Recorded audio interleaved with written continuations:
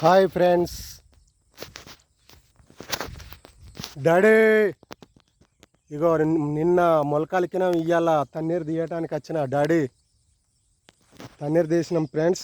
చూడురి ఎంత కష్టం. మొన్న 3 రోజుల క్రితం వడ్లు తెచ్చిన 24423 మంచి విత్తనం అని, మంచిగా దొడ్డు నాణ్యత ఎక్కువ మంచిగా పంట వస్తుందని మొన్న 3 రోజుల క్రితం నానేసి నిన్న మొలక వచ్చిన ఫ్రెండ్స్. నిన్న మొలక జల్లినాం.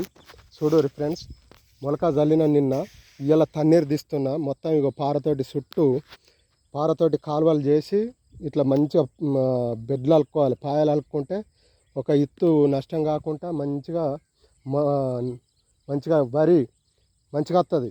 ఎందుకంటే ఈ పాయలు అలుక్కోవాలి. పాయలు అలుక్కుంటే ఈ పాయల పొంట మనం పారబట్టి తన్నీరు తీయచ్చు. మంచిగా తన్నీరు తీస్తే ఈ బెడ్ల పొంటి మొత్తం తన్నీరు తీస్తే మంచిగా మనకు నీళ్ళు వెళ్ళిపోతాయి. నారు మంచిగా దక్కుతుంది. రైతుకు మంచి లాభం ఉంటుంది. పారతోటి ఫస్ట్ చుట్టూ తీసుకోవాలి. ఇట్లా బెడ్ల పంట మొత్తం బెడ్లు అలకాలి.